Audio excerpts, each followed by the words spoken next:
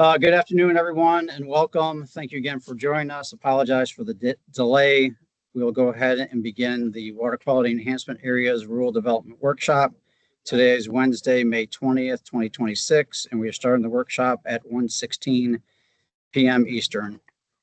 My name is Tim Rock. I'm the Program Administrator in the Submerged Lands and Environmental Resources Coordination Program, and I'll be facilitating today's workshop with the assistance of Justin Scott and Lindsay Furr in the Division of Water Resource Management, Jorge Crana-Morris from the Division of Water Resource Management, and Ken Weaver from the Division of Environmental Assessment and Restoration will also be presenting. Sharon Joseph and Kenny Heyman from the Office of General Counsel will be available to assist with answering any questions. The purpose of today's workshop is to discuss and receive public comments on the proposed amendments to portions of Chapters 62-4 and 62-330, and the new chapter 62-332 Florida Administrative Code for Water Quality Enhancement Areas. The proposed rule amendments are all related to the creation of the Water Quality Enhancement Areas rules. The Notice of Rule Development Workshop for these chapters on the above subject matter was published in the Florida Administrative Register on April 28th, 2026. The agenda and proposed rule language were made available on the Division's Rules and Development webpage prior to today's meeting. For those that are attending here in person, we have comment cards over at the check-in table. Please make sure, if you haven't already, sign in. If you plan on providing any comments during our public comment period, please fill out the comment card. If we need extra copies of comment cards or extra copies of rules, raise your hand and we'll have somebody run and make some copies. If you intend, and then for those folks online, if you intend to also provide any comments or questions, please use the Q&A box to submit recommendations, edits, or questions, and include a message letting us know if you would like to speak. We're going to address comments from those people here in person first, and then we'll go to those online.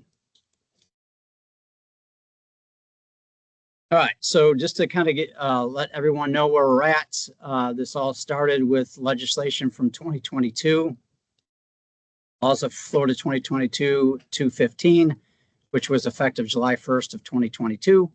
We held our first workshop on November 8th, 2023, second workshop on March 21st of 24.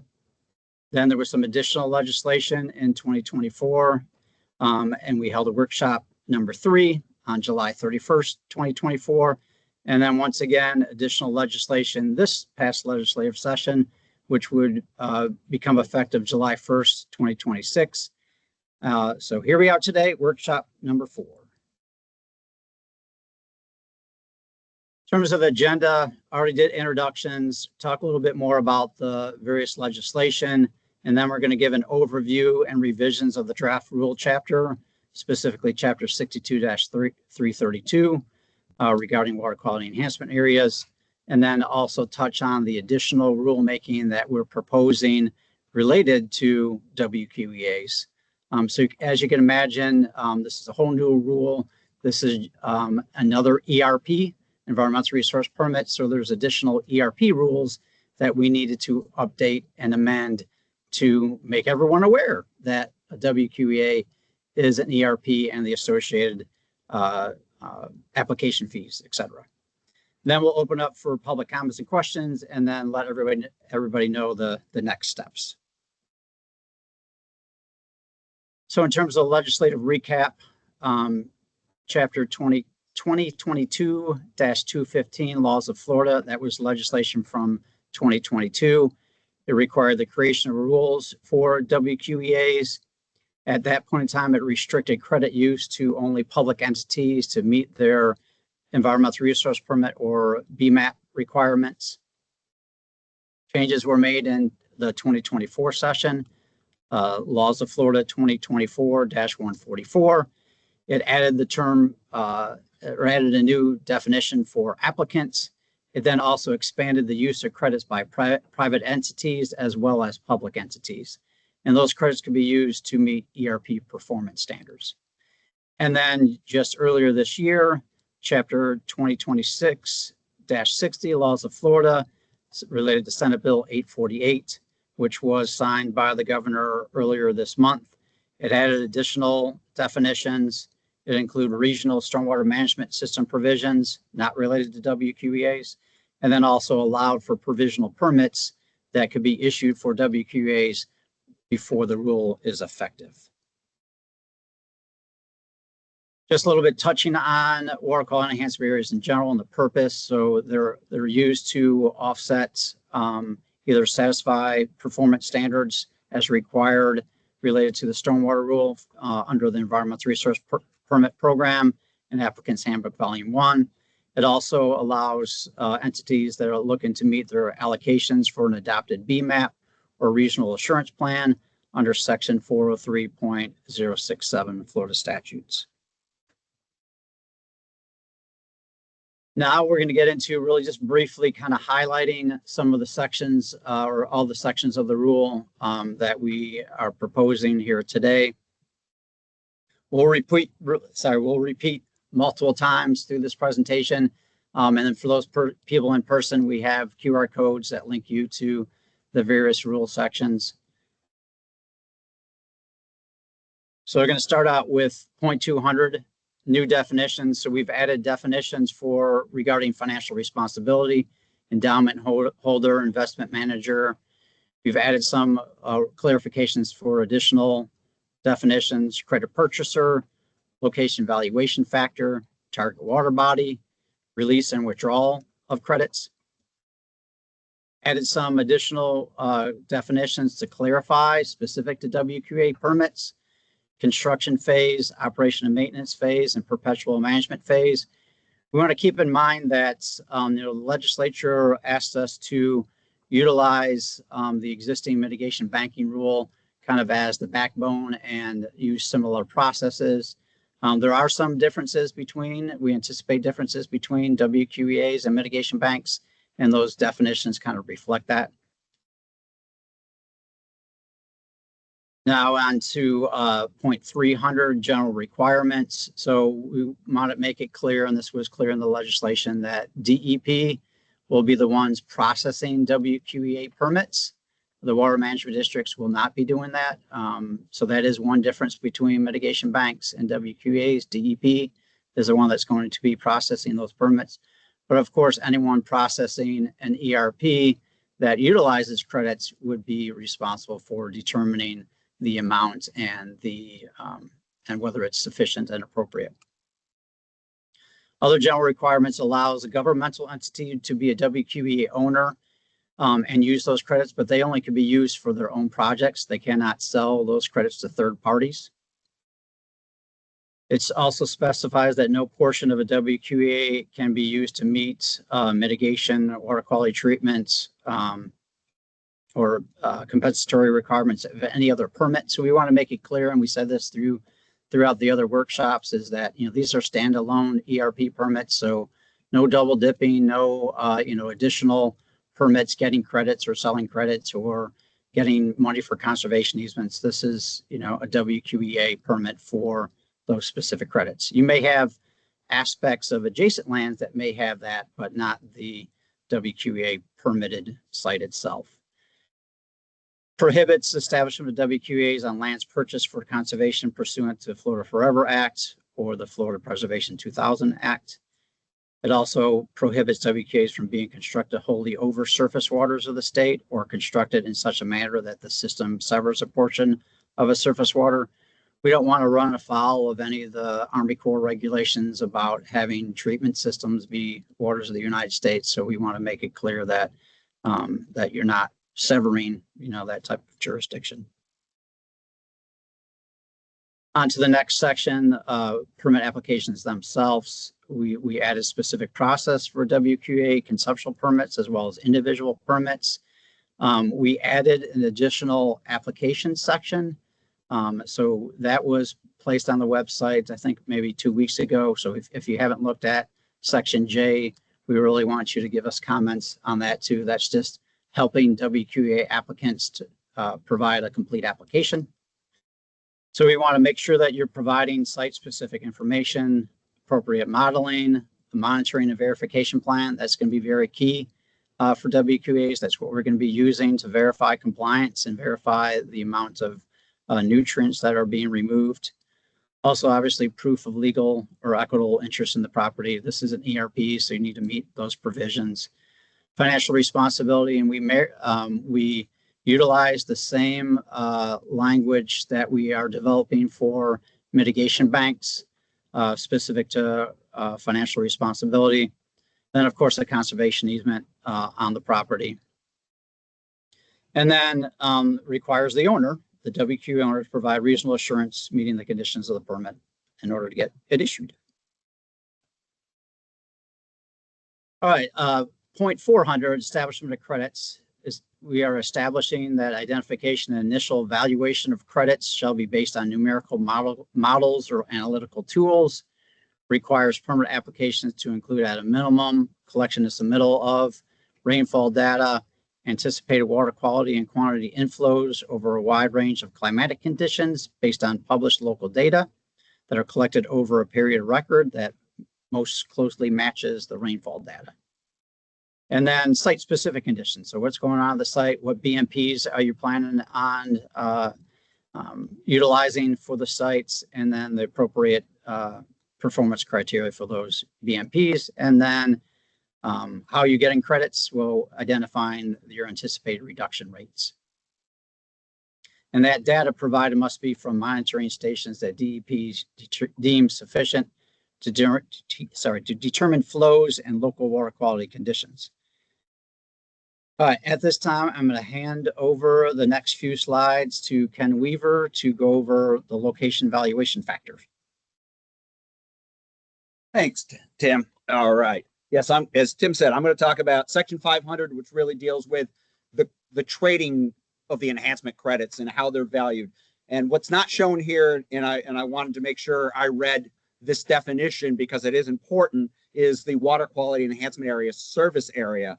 And that includes the geographic area of hydrologically connected waters within which the WQEA would reasonably be expected to offset pollutant contributions that cause or contribute to the failure of water body or water body segment, the water body segment to meet the water quality standards criteria. And so this schematic over here is just a visual. It's simple. It doesn't show the whole service area, but it is to help you kind of visualize the relationship between the WQEA and the credit purchaser. And this concept of the target water body. And so I wanted to first talk about the LVF, or the Locational Valuation Factor. And as I'm developing this and thinking about this, I think back to when we were developing numeric nutrient criteria over a decade ago, and our technical advisory committee kept always reinforcing the idea that nutrient expression is really varies in space and time. You need to consider the spatial and temporal effects. And that's partially what this LVF does.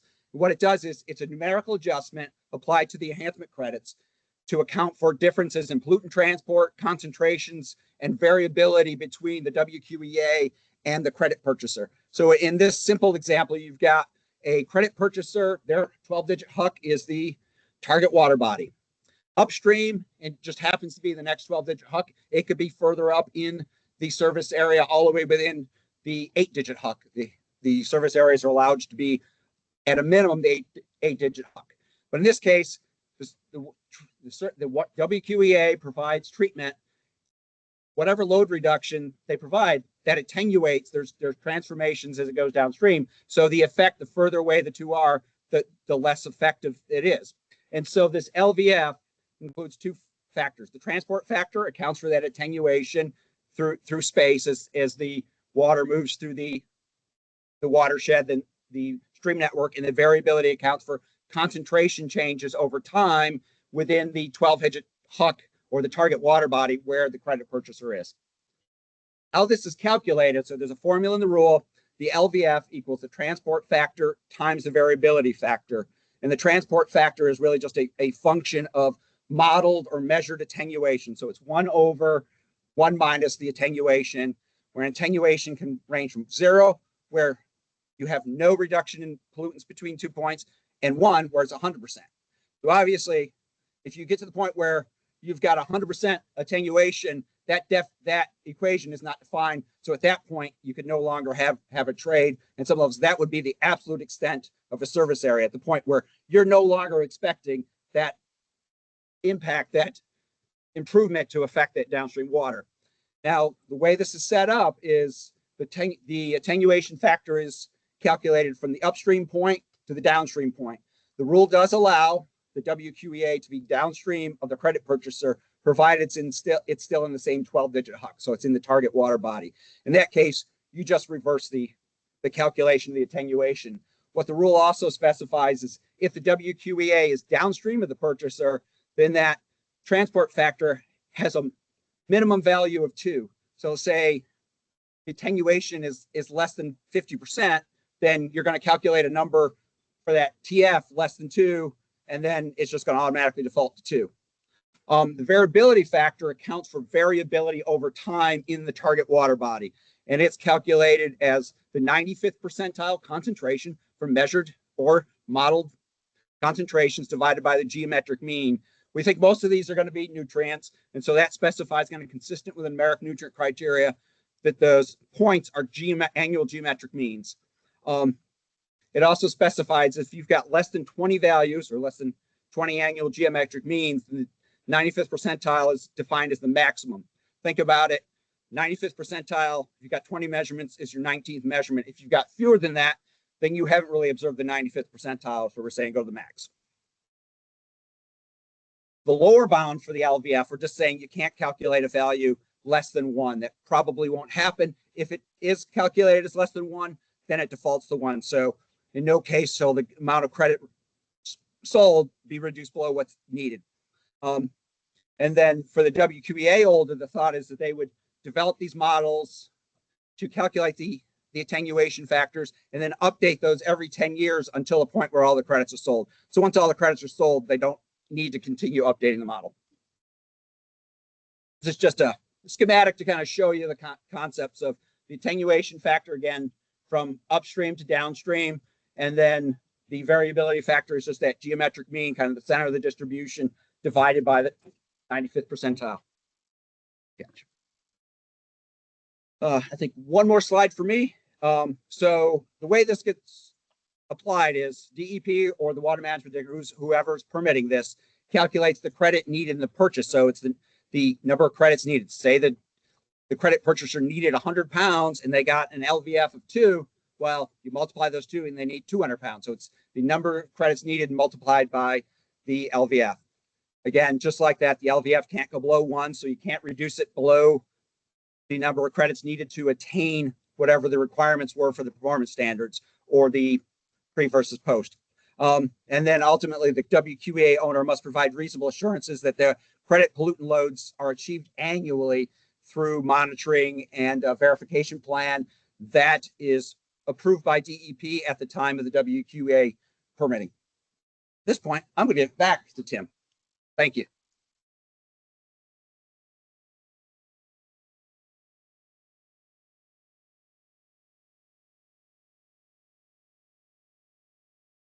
Thank you, Ken. So I failed to mention for those folks here in person, if you want to speak and filled out a speaker card, if you could give it to Matt back there. Matt, if you raise your hand, if folks want to talk at the end, get Matt the speaker card, please.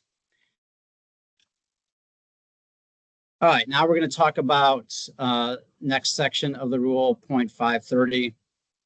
This is regarding perpetual protections for WQEAs. So it requires the placement of a conservation easement over the WQEA property for perpetual protection, requires submission of specific documentation of the real property interest. And we're also asking for a phase 1 environmental site assessment. Once again, a lot of the similar requirements for mitigation banks. We want to make sure that WQEA owner pays all taxes and costs, satisfies any liens and encumbrances, and removes any property that adversely would affect the functioning of the WQEA. Now on to point 550, financial responsibilities. The rule establishes financial responsibility for water quality enhancement areas. It creates financial responsibility mechanisms for operation and maintenance phase, as well as perpetual management phase. So one thing that we think is a little bit different between mitigation banks and WQEAs is the construction phase. So with the legislation as well as the draft rule, credits are not being released until you are in the operation and maintenance phase. So we're not going to require financial assurance for the construction phase because there's no risk because credits have not been sold yet. So that's one difference, and we want feedback and comments from anybody specific to the operation and maintenance phase and perpetual management phase, as well as construction phase. We still have in the rule because from a financial assurance, we want to make sure that you're getting adequate estimates for the construction. So in the event that you have to make repairs or replacement, we know what those costs are.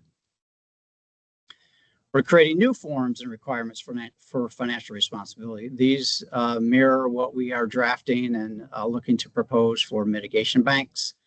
The one exception is we're not looking at including insurance policy because just like mitigation banks, this is more on the perpetual side of things, not on the construction side.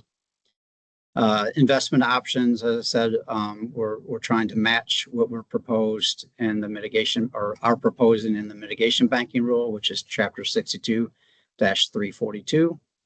And also, I think this was one change in the Senate bill. I think our current draft talks about cost estimates updated every 2 years. I believe the legislation that would be effective July 1st is every 5 years. So that would be the change that we would be making to the draft rule. Next section, point 600, credit transactions and credit use. So as we mentioned, the use of the credits would be related to an ERP permit. So that could be processed by DEP, the Water Management District, or either of our delegated counties. So that they would be tracking or approving the use of those credits, just like on a mitigation bank side of things, you're utilizing a mitigation bank for wetland credits. This instance would be utilizing WQA credits, and those will be based upon the location valuation factors that Ken just went over. The credits may only be used for achieving net improvement, meeting the ERP performance standards, or for meeting BMAP allocations. We're also asking, similar to mitigation banking, providing a reservation letter as part of your ERP application process. So once the reviewing entity, the regulatory office is approving the use, then you're going to need to get a reservation letter and prove that those credits were available and are reserved for your project. And just to reiterate, the reviewing agency that's processing that impact ERP permit are the ones that are determining the number of credits as well as appropriateness of the proposed use.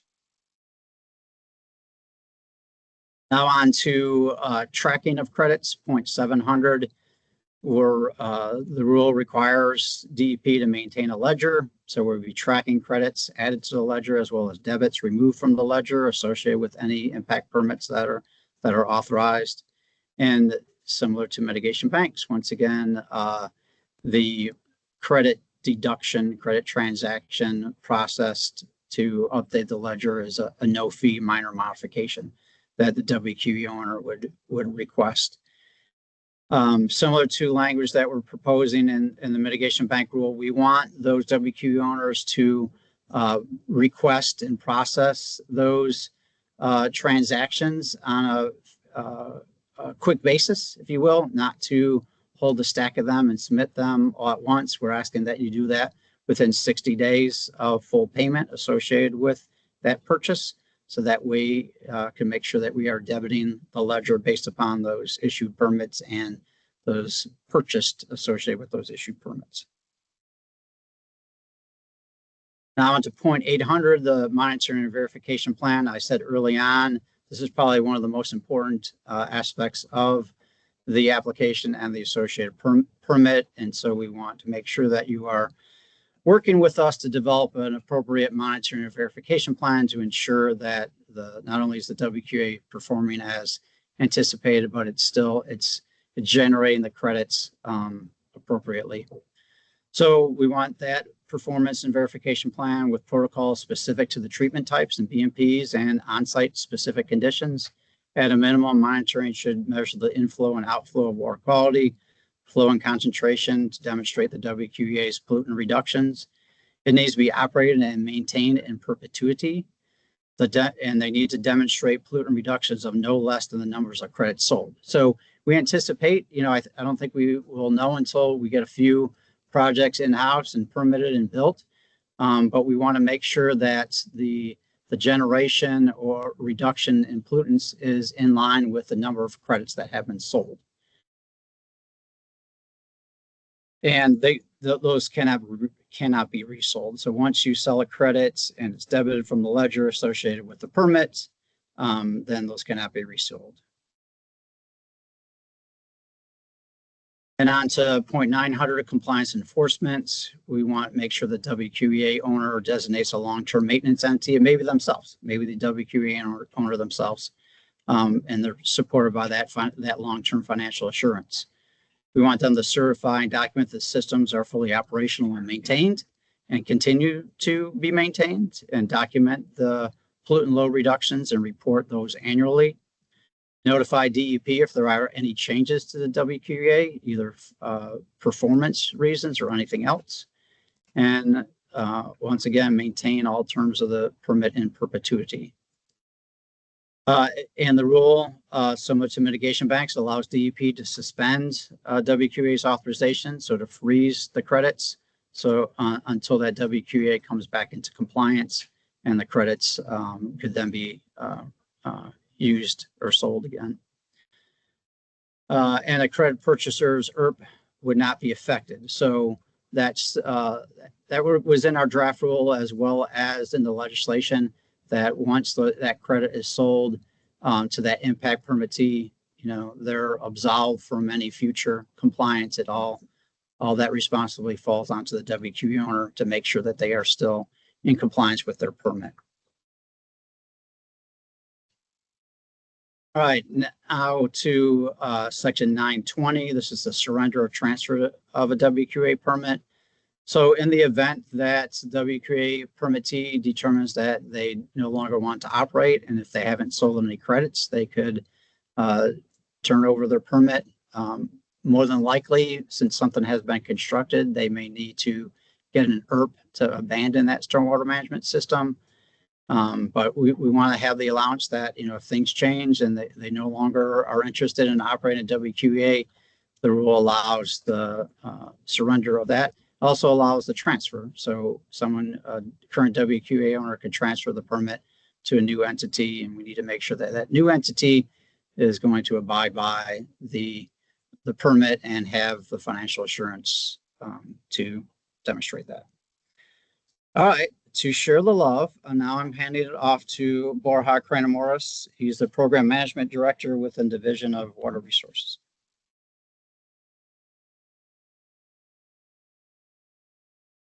You guys hear me?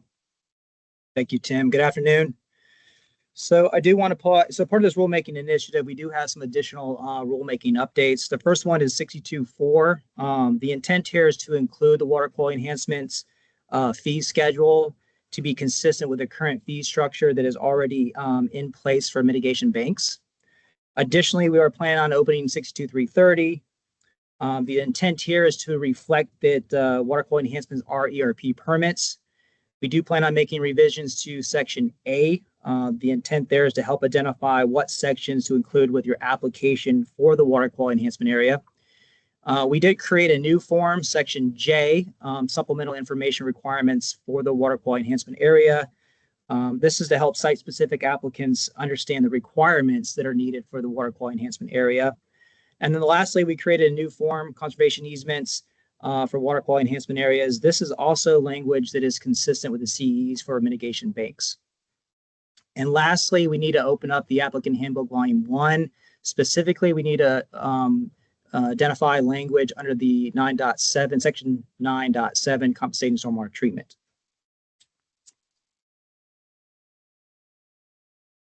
So our intent here is to create a subsection 9.74, this for water quality enhancement areas. If you're familiar with the applicant handbook, this would be right underneath the regional stormwater management systems. This proposed language would be the same definition for consistency that you see in the water quality enhancement rule under 332. And I do want to point out a few important notes. The water quality enhancement areas may sell credits to eligible applicants. Enhancement credits are perpetual. Permittees must provide reasonable assurance for the perpetual reduction of said pollutants. Water quality enhancement areas are issued as individual permits and are issued in accordance with both 330 and 332. And as Tim mentioned earlier, water quality enhancements shall not receive any other permit pursuant to other permitting programs issued by any other agency without first relinquishing the water quality enhancement permit and mitigating for the loss of any credits already sold.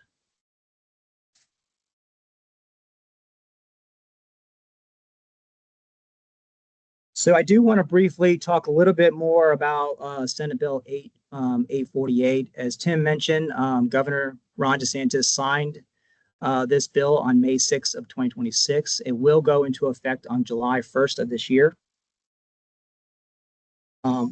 There will be several revisions that will need to be made, both in 332 that Tim went over, as well as on the applicant handbook volume 1, specifically under section 9.73, which is where the regional stormwater management system language is.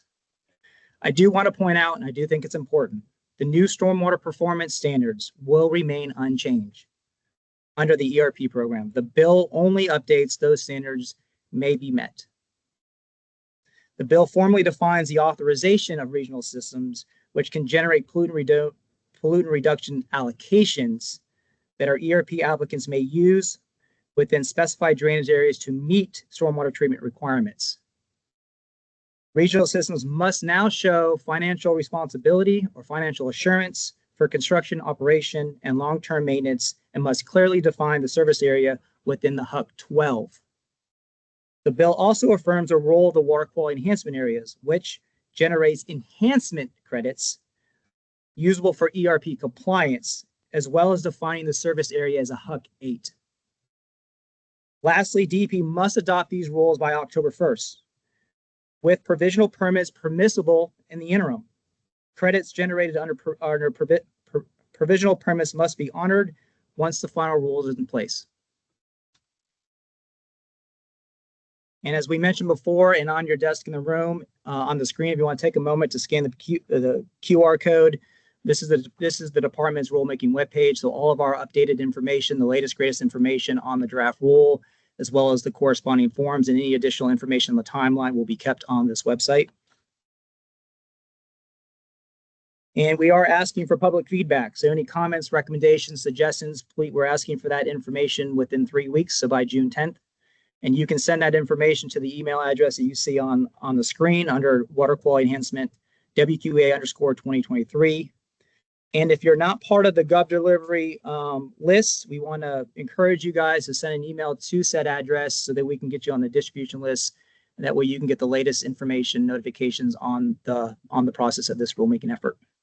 And with that, we'll open up for questions.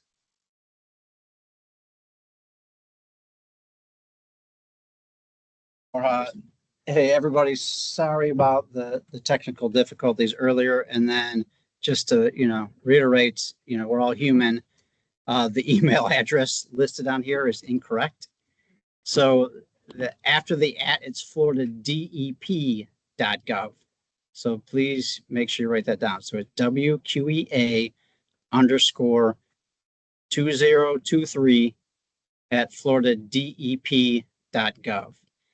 That email address is also listed in the agenda, as well as the Gov Delivery notice that we provided. So apologize for the misprint on the presentation.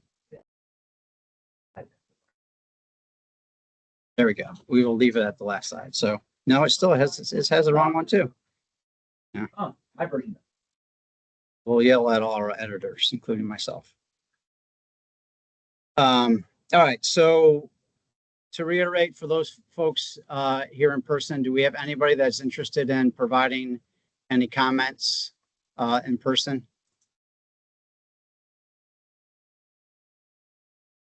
Okay, we have one. So if you could hand that to Matt. Because of the difficulties we had earlier, you're going to have to come up here and essentially talk into the computer. Yeah. So we asked folks that are providing comments to identify themselves and maybe the organization or who they're representing. Folks that are online and if you want to provide comments, we ask you to put that in the Q&A section of the chat, if you will, and state that you would like to provide verbal comments. And then Justin, Lindsay, or Matt will call your name and unmute you, and you would be able to provide comments. Kevin, you're up. So we're taking in-person comments first. Thank you, sir. Hand that to you now. Thank you, Tim. Kevin Coyne, Florida Stormwater Association. Thank you for doing the workshop today. Do appreciate it. Either comment, question, I don't know, call it what you will. Maybe a concern we've heard from our members, and I think you covered it today through what Ken talked about and yourself, is a potential burden as we come up with a new program downstream of what I'll call a transaction. I don't know what we're going to call these things, but I'll call it a WQEA transaction. Is the potential for maybe extra burden on a permittee below this happening as we develop a new ERP program, as you mentioned, as a new process. I think folks are concerned. Doesn't mean it'll happen, but I think I just wanted to share that as I've heard from folks going through this process. You think about how you update the rule and such. Just keep that in mind, please. That's all I have to say. Thank you. Thank you, Kevin. Anybody else in person? Yes.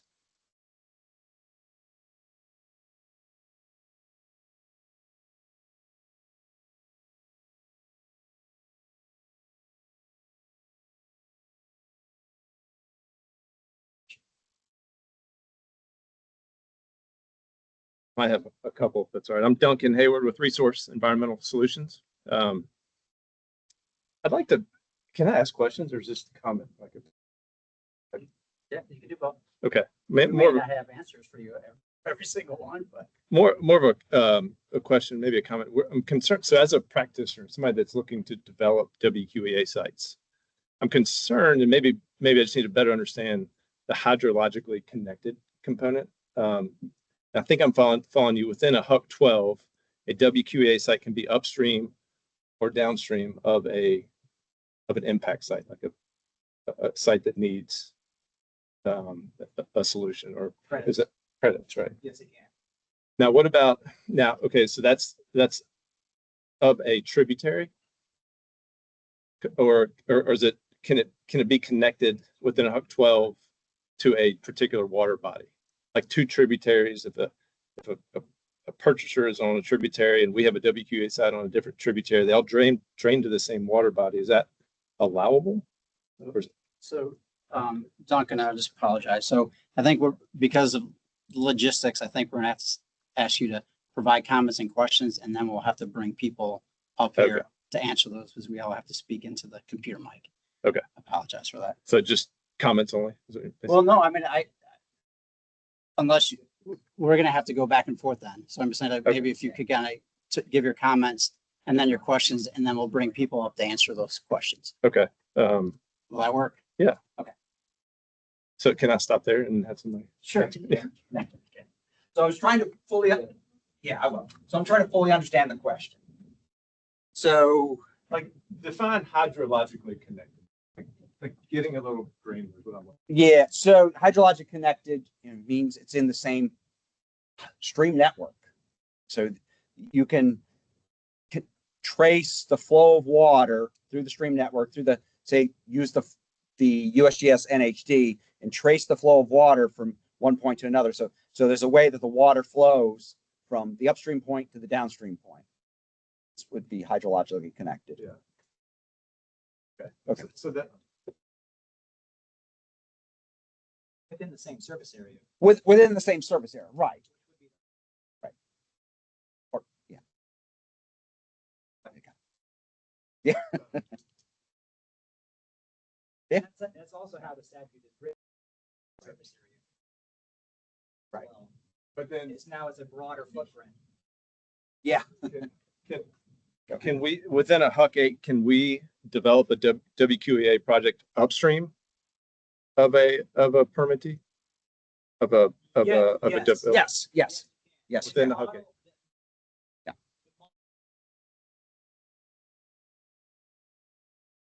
That's great. Okay. One more. I'm thinking about catastrophic events. I think it is line 706, where we have to measure the difference in water quality and flows before water enters the WQA and is discharged. And as a practitioner, I'm worried about not having control of any land development activities upstream. And then those inflows would be, could be altered, or could have, and especially we're talking about, it's one thing if it's during the, the monitoring period, if you will, or the implementation period, but once we enter the long-term perpetual phase, we kind of lose, we lose control of what happens upstream and how it could affect water quality coming in and through our site. Does that make sense? Yep. Yeah, great question. So, I mean, this is where we need feedback from all of you, as the practitioners. Without knowing the full suite of options, some may not, some may be taking water in, some may be having water flow in, and could be rainfall driven. So we want to make sure that we are capturing, all those potential options, or have flexibility in the rule. So we're going to be working, obviously we're going to be working with the WQE owner to develop appropriate conditions and success criteria and monitoring.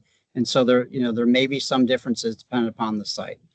So help us make sure that the rule has some flexibility, or we're aware of those other options, and, the variability of, long-term. And so is annual appropriate? Are we going to be requiring monitoring monthly, weekly, every 2 weeks, and then an annual report? So help us make sure that we're crafting appropriate language to ensure compliance.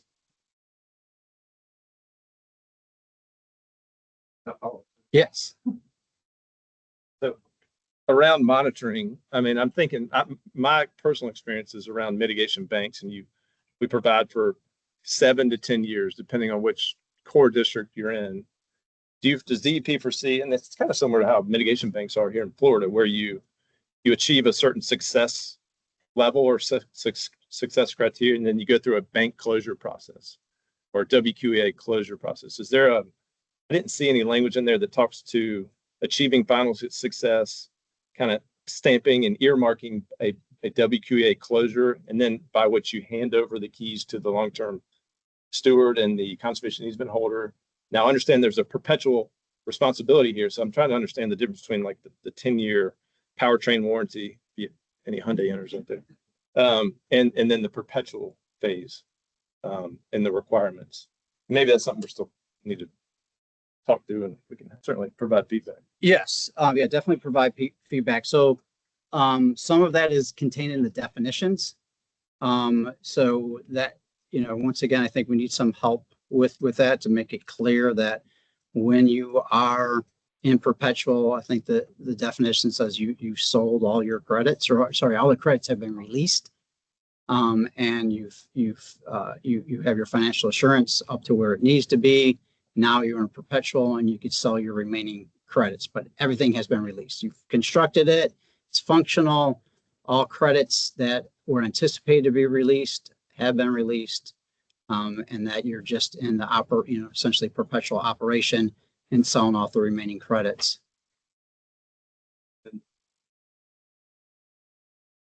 I think it depends, right? Because we need to make sure that that system is still maintaining what it was approved to be. And I'm hoping we collectively would see that through the progress, right? Because there may be some modifications needed, either through a permit or through through something on site, but hopefully, at the point of perpetual, you've reached that equilibrium. Everything's trucking along fine. This is a new program, and I think we're collectively going to learn things, and we may have to do some rule revisions at some point in time in the future, as we see more come online or get more applications. But I think the intent is that you're in perpetual once all credits have been released and your financial assurance is at the level it needs to be. You still may have credits to sell, but everything's working as anticipated and credits have been released. So we're not holding anything back. Okay, thank you. Do we have anybody else in person that would like to speak?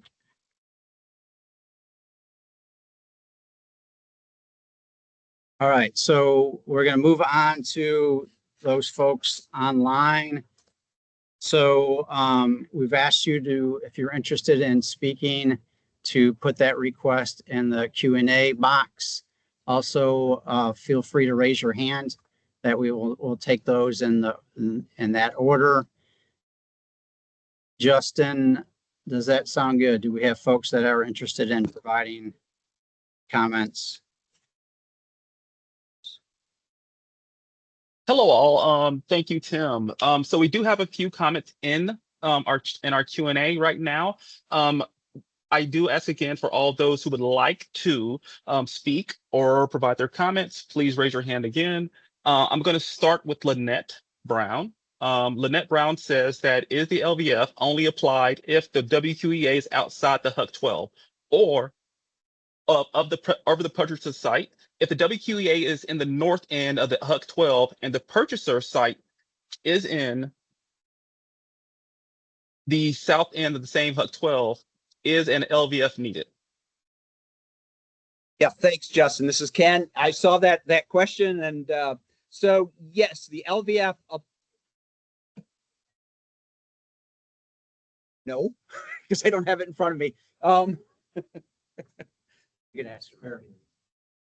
So the question was, it was related to, is the LVF required if they're outside of the HUC 12 where the credit purchaser is located? So basically, if they're outside of the target water body, that was the first part of the question, as I recall and paraphrase. The answer is yes.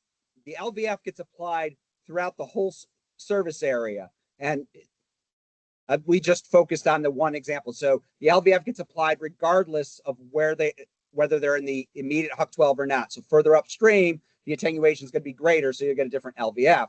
The other part of it was kind of, if the credit purchaser is in the north end and the water quality enhancement areas in the south end of the same HUC 12, do you apply the LVF? And the answer is yes, because they're still in the same target water body. They're still in the same HUC 12. So the LVF applies as long as they're in the service area. There can't be trades unless they're in the same service area. So that always applies. Justin, next question. Thank you. So the next question is from Michael Strange. Michael says, in an early slide stated that the WQEA shall be permitted by DEP. After some of the slides referred to permitting agency, and the speaker mentioned DEP or WMD adjusting the numbers for credits. Does the two above statements conflict, or is it to be interpreted that the DEP will issue the permits, but DEP and WMD can adjust the number of credits? Okay, thanks, Justin. Michael, apologize for any confusion. So WQEA permits for the establishment of a WQEA are permitted by DEP. Use of those credits that are generated from a permitted WQEA can be used by an ERP, and I call it impact permittee. And so whichever state agency, DEP, Water Management District, Broward County, Hillsborough County EPC, if they're processing an ERP permit and that applicant proposes the use of WQEA credits, that reviewing agency is the one that's going to approve the use of those credits in that particular instance. Of course, the Army Corps needs, if Army Corps regulations are tripped, on the establishment of WQEA. There's work in wetlands, work in WOTUS. That's between the WQE owner, property owner, and the Army Corps of Engineers.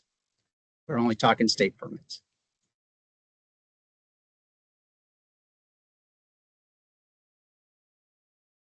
Justin, who else we got? Thank you, Tim. We have Chris Farrell from Audubon. Chris, I'm going to unmute your microphone and give you opportunity to speak, okay?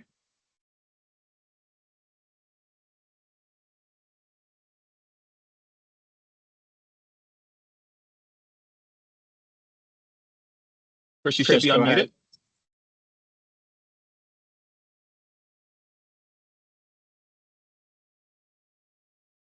Chris, I believe you muted your microphone when you were attempting to mute.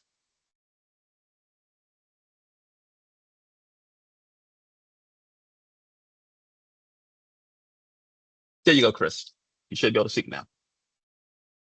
No. Chris put his hand down, so we're going to move on to Edward Cronin. Edward, I'm going to unmute your microphone and give you the opportunity to speak, okay? Yeah, I was wondering about the you have the monitoring criteria in order to establish that you've met your success criteria, get more credits released. What happens when there's years go, either a bad year happens, there's been a whole lot of rainfall mucking everything up. Does that mean you're suddenly gonna be in non-compliance or have your credits frozen or that sort of thing? I do some well field monitoring too, and always the well field in order to make sure you're not being held responsible for climatic or watershed condition. There's always a comparison to reference wetlands to make sure that you've got that factor, and it's not just a strict criteria. It's what's it doing in relation to other ones in the watershed. Is it going to be something like that here, or is it just strictly you meet your criteria, you don't? Thanks, Ed. I think it's going to depend. Just like any other ERP, we would be working with the applicants.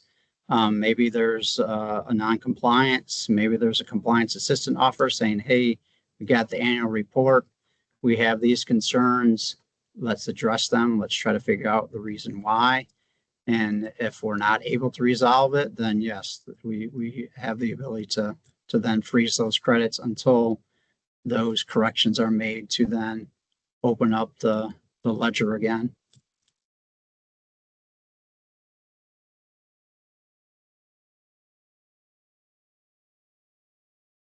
Ed, did that answer your question? Yeah, I think that introduces some more risk to the permittee if that's the situation. I mean, I don't know how you put it into a rule, but there's got to be some latitude for what happens when the climatic conditions beyond the control of the applicant or the permittee that affect their criteria. Yeah, but I mean, keep in mind, the key thing is we have to ensure that those credits that have been sold are producing that reduction.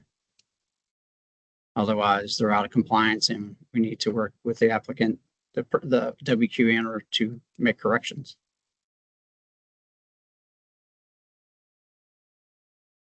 All right, Justin, who else we got? Thank you, Tim. The next up is Carrie Kelly. Carrie, give me one moment to unmute your microphone and give you the opportunity to speak.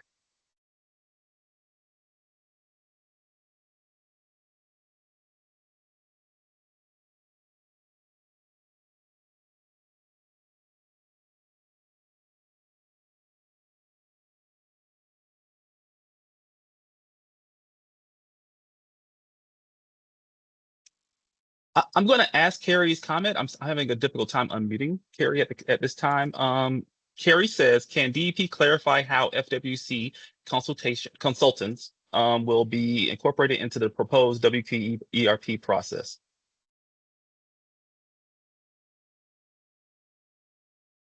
Okay, thank you for that question. So, this is an ERP. So it's an environmental resource permit, and we're required to coordinate with our commenting agencies. And so FWC or other commenting agencies could provide us with comments, on the FWC side of things, other species that may be affected or be located on the site, and they want to ensure adequate protection.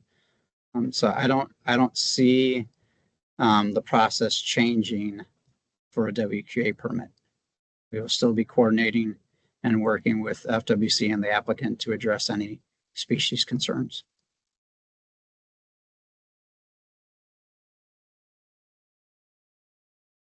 Thank you, Tim. We have one participant with their hand up, TJ LaRue. TJ, I'm going to unmute your microphone and give you the opportunity to speak. Hello, everyone. Thank you for your time today. This is TJ LaRue with Resource Environmental Solutions. Just have a question about how crediting will be handled for land conversion projects.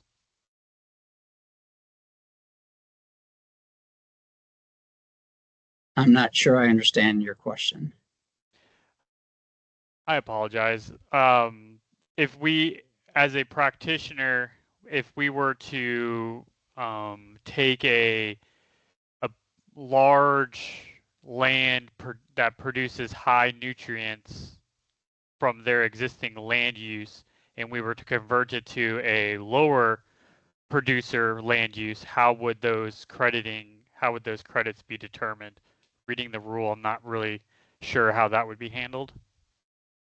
I think I'm following you. I might have to have Borja add into my response, but I think it's emphasized in the rule. If it's not, please give us comments. So we're assuming, maybe not in all instances, that there's going to be I'm going to say normal stormwater management system at the site that's meeting the normal ERP criteria. And then whatever they're doing specifically to establish credits for a WQEA, it's above and beyond what is normally required by that stormwater management system.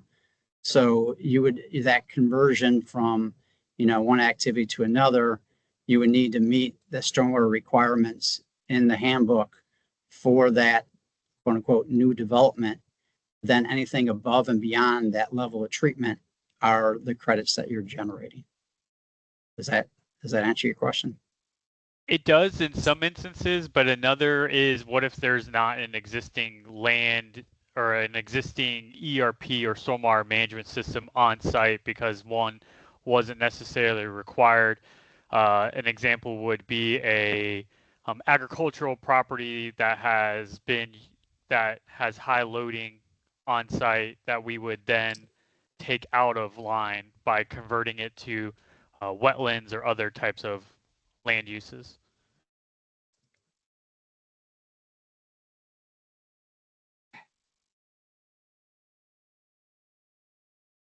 Hey, TJ. Hey, it's Borja. I think Tim answered part of your question. I think what you're getting at is the land use categories and the ENC values. Working through that, but that, like Tim said, all of that's going to be part of the issuance of the ERP for that stormwater permit. And if you're looking at what performance standards are going to apply, that's going to be part of that analysis, whether it's going to be the new percent reductions or post equals pre. Okay, I understand. Thank you. Yeah, TJ, hold on real quick. Yes, sir. TJ, I'm going to try and clarify your question. So in other states like Virginia, Maryland, sorry, this is Mary Sopranik with RES, there are banking capabilities to do basically land conversion as a BMP. So essentially you would convert an agricultural property to a natural wetland or stream restoration, whatever it might be, and then you can bank those credits. It becomes that's a nutrient bank without any other stormwater facilities or treatment systems on site. So is that something that's going to be permitted here or awarded for credits like as a bank if we're just taking a land parcel and converting it? Yeah, I don't see why not, but we haven't actually got into a discussion on that. But I mean, what you're saying makes sense, but we haven't actually had a kind of in-depth conversation about that. Okay, so we'll provide feedback. That would be great. Yes. Yeah, great. Thank you. Thank you, TJ. Yeah, no, thank you, Mary. Thank you, guys.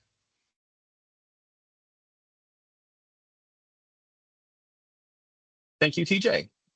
Next up with their hand raised is David Tomasco. David, I'm going to unmute your microphone and give you the opportunity to speak.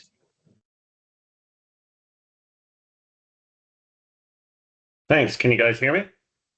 Yes, we can. Thank you. Hey, it's working. All right. Hey, I think this question is for Ken.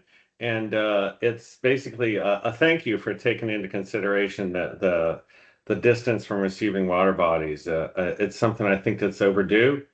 There have been management plans where a stormwater retrofit 20 miles away from the water body of concern, upstream of reservoir, got the same credit as like a load reduction rate along the waterfront. So I do think that that makes sense. But I also am familiar with, like, for example, when its water quality was at its worst before the lake level was risen, Lake Hancock, when it discharged, would be sufficient to cause the Water Supply Authority to shut off its intake, which is like 70 miles downstream. So we do know that there is some transport across, multiple miles. And one of the ways that you can kind of get at that as well, in addition to your approach, is to look at a technique we used when I was in the water management district, which was cumulative loads versus cumulative watershed size. And if you do that, you can figure out which nutrients are transported and which are not. So like if you do TSS, it doesn't have a continuous increase with the size of the watershed, but if you did TN, you did. So there are different ways to kind of like figure out how much is transported. And then related to this, Ken, is the kind of difficulty of how things that don't fit into water bottles are taken into account. So think about, a nitrate enriched spring discharges, and you don't find nitrate, more than a half a mile downstream because it's all in the hydrilla.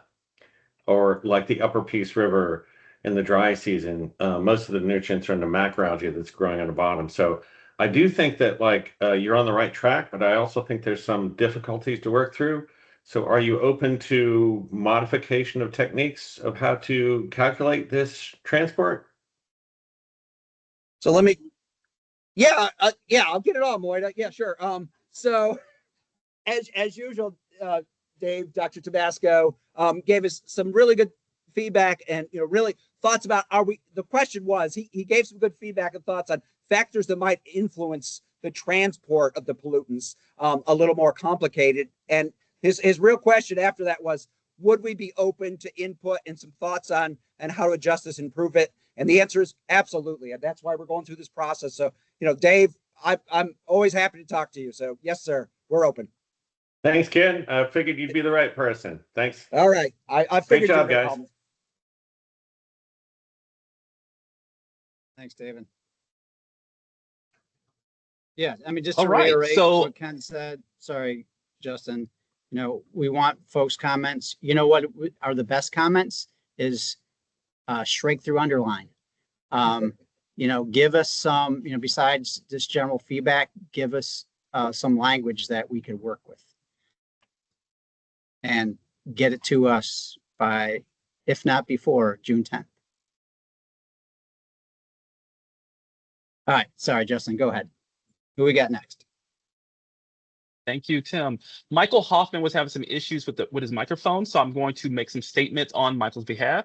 The first one is, I think it would be helpful to show a graphic of who are eligible applicants for purchase of WQEAs for public and versus private permittees.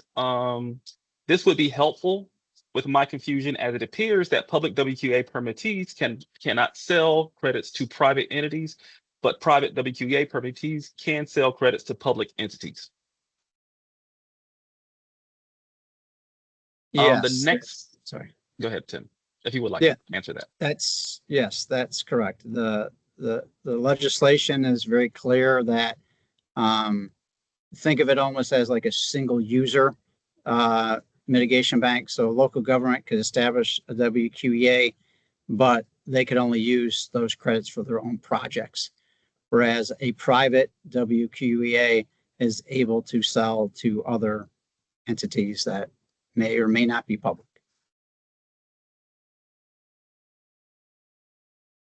All right. Michael's next statement is the LVF equation applied in the same manner if the WQA is downstream or upstream of the credit purchaser? In both circumstances, both sites are upstream of the target water body. Yes, the equation is used in both instances. All right. Ken wants to add Yeah. to that. So yeah, the question was, is the LVF applied the same calculation applied the same way? And and Tim answered correctly. The equation is the same regardless of WQEA being upstream or downstream. The difference I wanted to stress was that you look at the attenuation, you just have to make sure it goes from the upstream point to the downstream point. And so that's the part. So the equation applies the same, but you have to look at the attenuation a little differently. And the other question he asked was, what happens if both are above the target water body? And that's just, we must have, something got lost in translation. Apparently the target water body is defined as a 12-digit hook that contains the credit purchaser's project. So the credit purchaser's always got to be within the target water body. The WQEA can be upstream.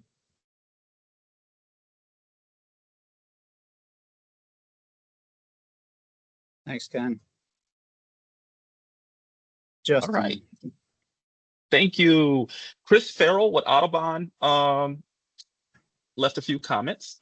Said first, a smaller issue, but it's very confusing to have a definition of natural system as a design, constructed, and altered ecological system. These are artificial systems and are terms we use to contrast with natural system, nature-based or wetland-based. Terms better describe WQEAs. The next statement is LVF. Land uses can bring immediate and significant changes to pollutant loads and attenuation capabilities in the landscape. It seems like the LVF update should be reduced from 10 years or should trigger with significant land use changes. Okay, thank you. Appreciate your comments. Feel free to send your comments to us also. So now we have one participant with their hand up, Susan Roeder Michael. Susan, we're going to mute your microphone and give you the opportunity to speak.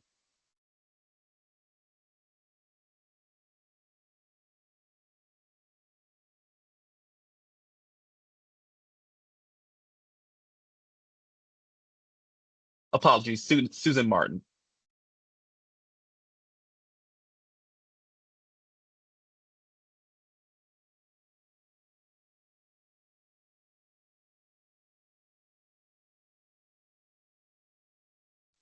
Okay, I'm sorry, I had trouble unmuting. All right, we could hear you. Okay, so I have a question on the public ownership. So if a public entity owns the property, they cannot sell water quality enhancement credits to somebody else. But what if the public entity owns the property, but they grant an interest in the property to another entity, such as an easement for these purposes, and the other entity is the operator of the water quality enhancement area? Would that then be allowed if the public entity owns the underlying fee? Thanks, Susan. No, I don't think that would be allowed.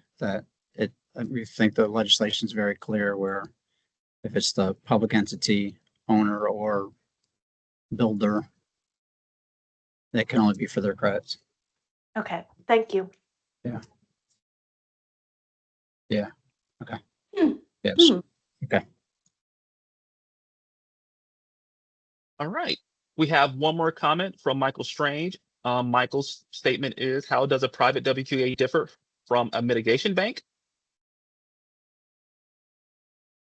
A mitigation bank is selling wetland credits, whereas a WQA is selling water quality enhancement credits.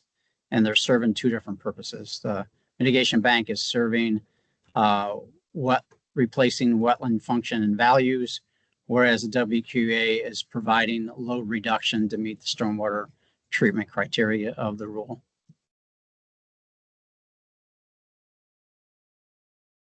Thank you, Tim. That actually is all our questions. I'm going to say this broadly. For all those who would like a copy of this presentation, you can actually go to our Division of Water Resource Management Rule Development webpage. It should be there here shortly.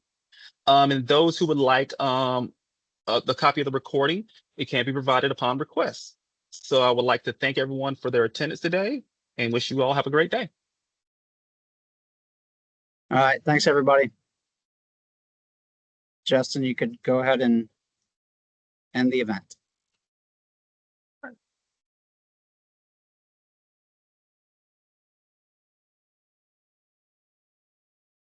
Natural system. You must be reading an older definition because we moved the construction, the man-made construction.